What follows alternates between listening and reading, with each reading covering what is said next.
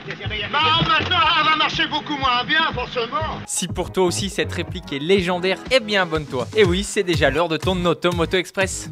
L'Opel Astra Sport Tourer pointe le bout de son capot. Tu le sais sûrement déjà, mais Opel appartient au groupe Stellantis, tout comme Peugeot d'ailleurs. Pourquoi je te dis ça? En regardant cet Astra Sport Tourer, j'ai un peu l'impression de voir la nouvelle 308 SW. Et c'est normal, hein. Les deux autos partagent beaucoup de choses. Le châssis, les motorisations et les éléments techniques. Après, on retrouve quand même le nouveau design Opel, hein. Côté moteur, il y en aura quasiment pour tous les goûts. Des blocs essence et diesel de 110 à 130 chevaux et deux moteurs PHEV de 180 et 225 chevaux. Son prix n'a pas été communiqué. C'est le sujet de la question du jour. Trouves-tu que le design de cet Astra Sport Tourer est trop proche de celui de la 308 SW? J'attends ta réponse dans les commentaires.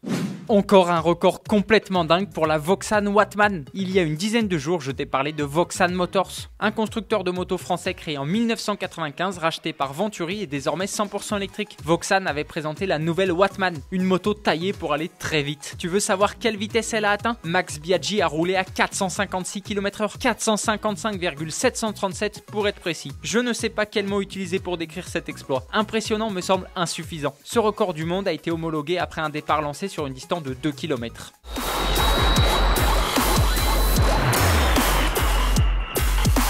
Le prix hallucinant du Jogger. Il y a 3 mois, Dacia présentait un nouveau modèle, le Jogger, une auto à mi-chemin entre le SUV et le monospace. Dacia vient de dévoiler toutes les infos. Niveau tarif, il faudra débourser au minimum 14 990 €. À ce prix-là, il n'est disponible qu'en 5 places. Et oui, il ne faut pas rêver non plus. Pour le modèle 7 places, il faudra débourser au minimum 15 750 €. Tu veux connaître le prix du modèle le plus haut de gamme? 19 650 €. Le Jogger n'est disponible qu'avec 2 motorisations, un moteur essence de 110 chevaux et un bloc bicarburant essence GPL de 100 chevaux. Les livraisons débuteront au deuxième trimestre 2022.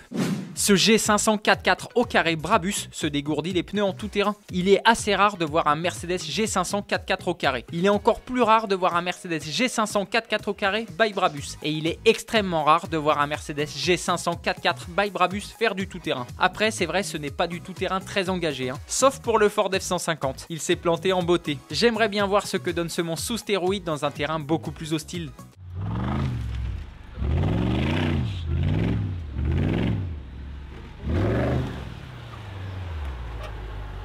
Automoto Express, c'est terminé pour aujourd'hui. On se retrouve demain. Bonne journée. Allez, ciao!